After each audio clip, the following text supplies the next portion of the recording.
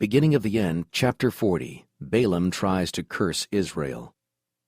This chapter is based on Numbers chapters 22 to 24.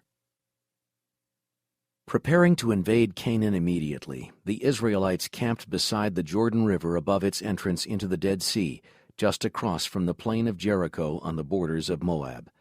The Moabites had not been harassed by Israel, yet they had watched with troubled uneasiness everything that had happened in the surrounding countries. The Amorites, who had forced them to retreat, had been conquered by the Hebrews. Israel now possessed the territory the Amorites had taken from Moab.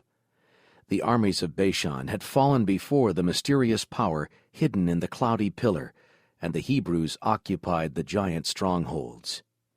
The Moabites dared not risk launching an attack, but as Pharaoh had done, they determined to use magic to counteract the work of God. The people of Moab had close connections with the Midianites, and Balak, the king of Moab, gained their cooperation against Israel by the message, "Now this company will lick up everything around us, as an ox licks up the grass of the field." Balaam of Mesopotamia had a reputation of having supernatural powers, and his fame had reached Moab. So messengers were sent to get him to use his divinations and enchantments against Israel. The ambassadors set out at once on their long journey. When they found Balaam, they delivered the message of their king.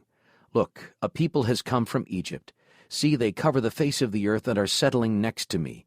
Therefore please come at once, curse this people for me, for they are too mighty for me. Perhaps I shall be able to drive them out of the land, for I know that he whom you bless is blessed, and he whom you curse is cursed." Balaam was once a prophet of God, but he had backslidden and given himself up to covetousness. When the messengers announced their errand, he knew very well that it was his duty to refuse the rewards of Balak and send the ambassadors away. But he took a chance on lingering with temptation and urged the messengers to stay that night, declaring that he could give no answer until he had asked counsel of the Lord. Balaam knew that his curse could not harm Israel, but his pride was flattered by the words, "He whom you bless is blessed, and he whom you curse is cursed." The bribe of costly gifts inflamed his covetousness, and while he professed to obey the will of God, he tried to go along with the desires of Balak. In the night the angel of God came to Balaam with the message, "You shall not go with them. You shall not curse the people, for they are blessed." How one sin opened the door to Satan's control. In the morning, Balaam sent the messengers away, but did not tell them what the Lord had said. Angry that his visions of wealth and honor had been dispelled, he exclaimed, "Go back to your land, for the Lord has refused to give me permission to go with you." Balaam loved the wages of unrighteousness, 2 Peter chapter 2, verse 15. The sin of covetousness had destroyed his integrity, and through this one fault, Satan gained complete control of him. The tempter constantly presents worldly gain and honor to lure people from the service of God. This is how many people are persuaded to leave the path of faith honestly. One wrong step makes the next one easier, and they become more and more careless. They will do the most terrible things once they have given themselves to the control of greed and desire for power. Many tell themselves that they can set aside their honesty and faithfulness for a while and change their mind when they please. They are tangling themselves up in Satan's trap, and usually they do not escape. When the messengers told Balak of the prophet's refusal, they gave no hint that God had forbidden him. Supposing that Balaam's delay was to obtain a richer reward, the king sent a bigger group of princes who were more honorable than the first, with authority to accept any conditions Balaam might demand. Balak's urgent message was, "Please let nothing hinder you from coming to me, for I will certainly honor you greatly, and I will do whatever you say to me. Therefore please come, curse this people for me." In response, Balaam professed great honorable principles and integrity. No amount of gold and silver could persuade him to go against the will of God, but he longed to go along with the king's request. Although God had already made his will known to him, he urged the messengers to stay so that he could ask God again. In the night the Lord appeared to Balaam and said, "If the men come to call you, rise and go with them, but only the word which I speak to you, that you shall do." The Lord would permit Balaam to follow his own will to a certain extent because he was determined to do it. He chose his own way and then tried to get the Lord to approve it. Thousands of people today are following a similar path. Their duty is plainly set before them in the Bible or clearly indicated by circumstances and reason. But because these evidences are different from what they want, they ignore the evidence and seem to go to God to learn their duty. They pray long and earnestly for light, but God will not be trifled with. He often permits such persons to follow their own desires and suffer the result.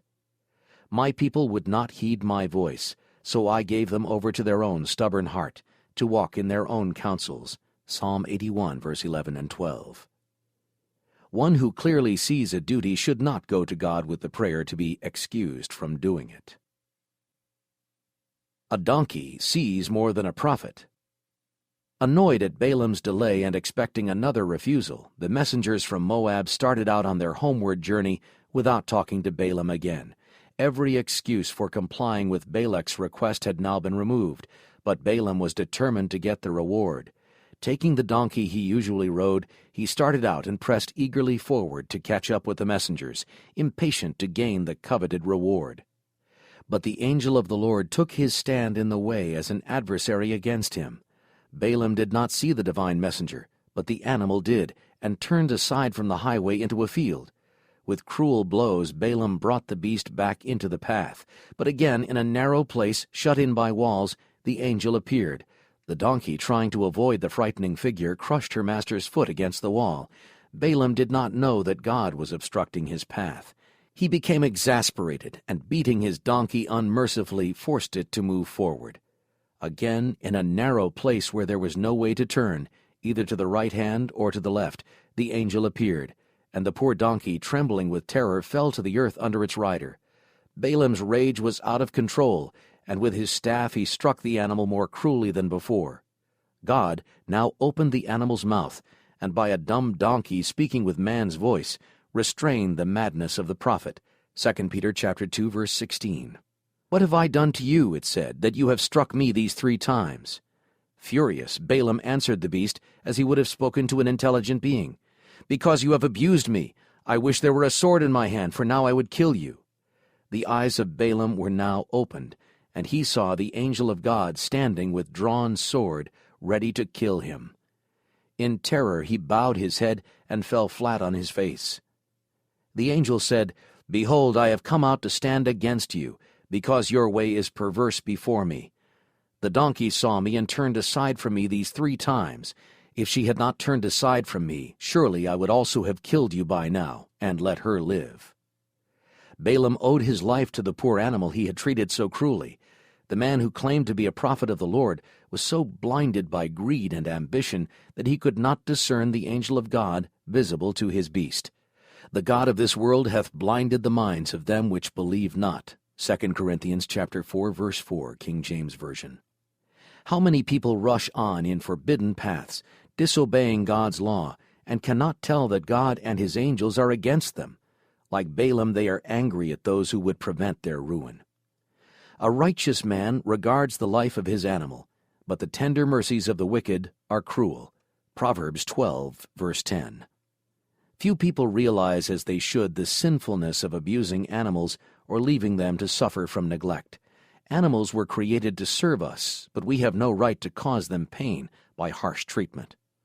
Those who will abuse an animal because it is in their power are both cowards and tyrants. Many people think that their cruelty will never be known, because the poor unspeaking animal cannot reveal it. But if the eyes of these people could be opened, they would see an angel of God standing as a witness to testify against them in the courts above. A day is coming when judgment will be pronounced against those who abuse God's creatures. Balaam prevented from cursing Israel. When he saw the messenger of God, Balaam exclaimed in terror, "I have sinned, for I did not know that you stood in the way against me.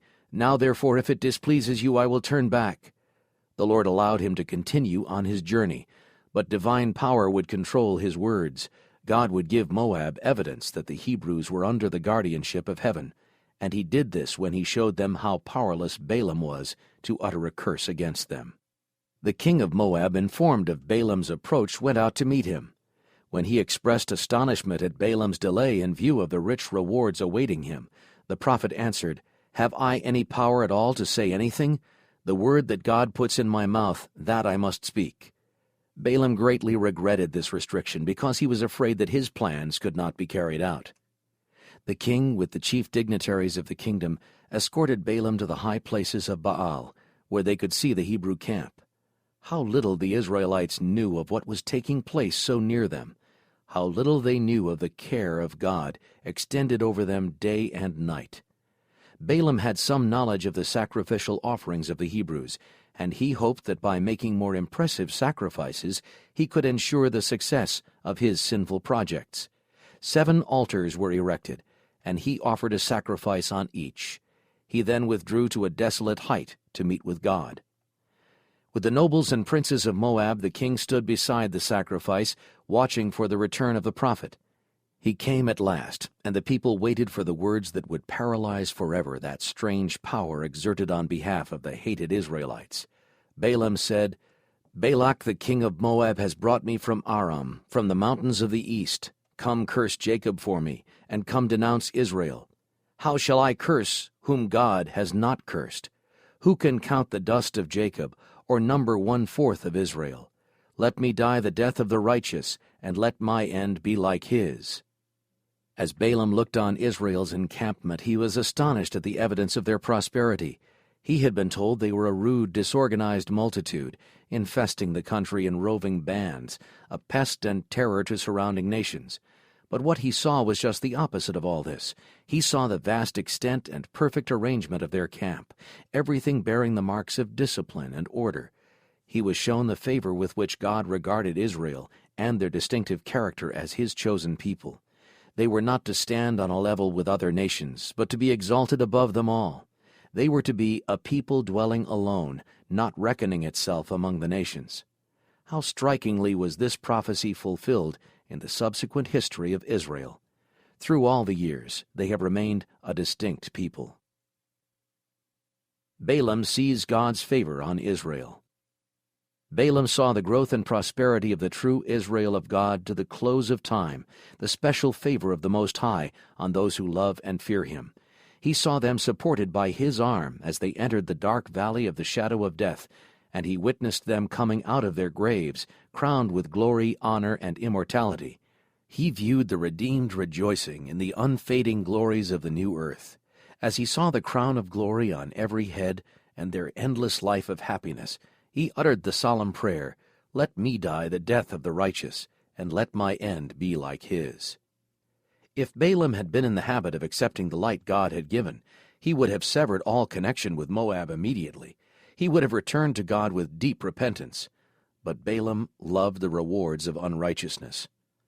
Balak had expected a curse that would fall like a withering plague on Israel, and he angrily exclaimed, "What have you done to me? I took you to curse my enemies, and look, you have blessed them bountifully."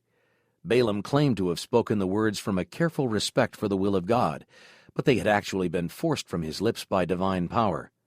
"Must I not take heed to speak what the Lord has put in my mouth?"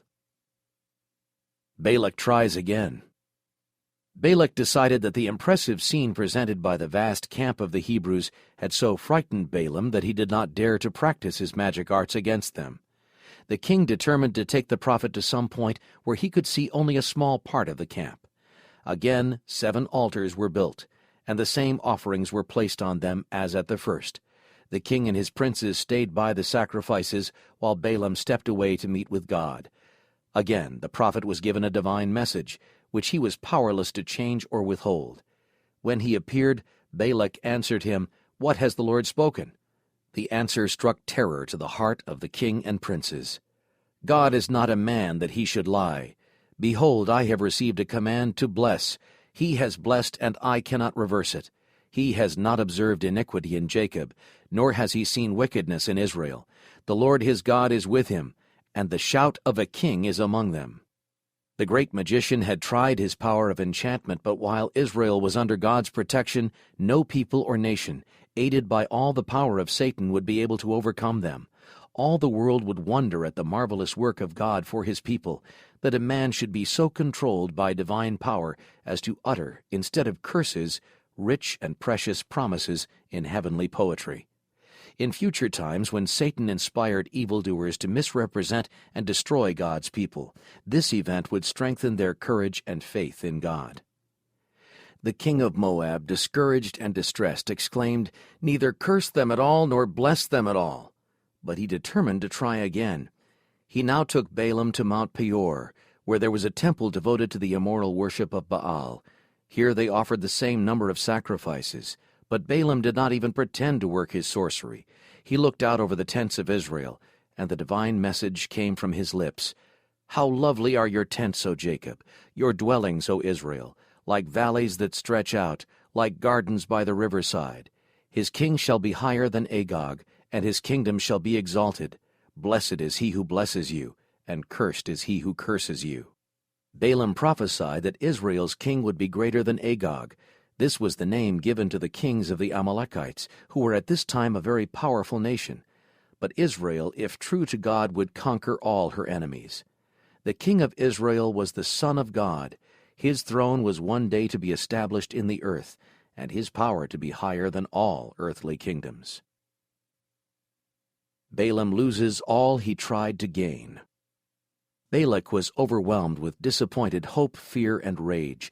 He was angry that Balaam could have given him even a small hint that he could expect him to curse Israel. Balak looked with scorn on the prophet's compromising, deceptive ways, and exclaimed fiercely, "Now therefore flee to your place. I said I would greatly honor you, but in fact the Lord has kept you back from honor." The answer was that the king had been warned ahead of time that Balaam could speak only the message given him from God. Before returning to his people, Balaam uttered a beautiful prophecy of the world's Redeemer and the final destruction of the enemies of God. "I see him, but not now. I behold him, but not near. A star shall come out of Jacob. A scepter shall rise out of Israel, and batter the brow of Moab, and destroy all the sons of tumult." He closed by predicting the complete destruction of Moab and Edom, of Amalek and the Kenites, and so left the Moabite king with no ray of hope. Disappointed in his hopes for wealth and promotion, and conscious that he had brought on himself the displeasure of God, Balaam returned from his self-chosen mission. The controlling power of the Spirit of God left him, and his covetousness took over. He was ready to do anything to get the reward promised by Balak. Balaam knew that the prosperity of Israel depended on their obedience to God. There was no way to conquer them except by leading them into sin. He immediately returned to Moab and told his plans to the king, to separate the children of Israel from God by enticing them into idolatry. If they could be led to engage in the sensually uninhibited worship of Baal and Ashtaroth, their all-powerful protector would become their enemy, and they would be overcome by the fierce, warlike nations around them. The king readily accepted this plan, and Balaam remained to help in putting it into effect. Balaam witnessed the success of his satanic scheme. He saw the curse of God imposed on his people, and thousands falling under his judgments. But the divine justice that punished sin in Israel did not allow the tempters to escape. In the war of Israel against the Midianites, Balaam was killed. He had sensed that his end was near when he exclaimed, "Let me die the death of the righteous, and let my end be like his." But he had not chosen to live the life of the righteous, and he died with the enemies of God. The end of Balaam was similar to that of Judas. Both men tried to unite the service of God with greed for riches, and met with notable failure. Balaam acknowledged the true God. Judas believed in Jesus. Balaam hoped to make the service of Jehovah the stepping stone to wealth and worldly honor. Judas expected by his connection with Christ to secure riches and promotion in the worldly kingdom that he believed the Messiah was about to set up. Both Balaam and Judas received great light, but a single cherished sin poisoned the entire character and caused their destruction. Little by little, one cherished sin will disgrace the character. Giving in to one evil habit breaks down the defenses of the heart and mind and opens the way for Satan to lead us away from God. The only safe way is to pray as David did.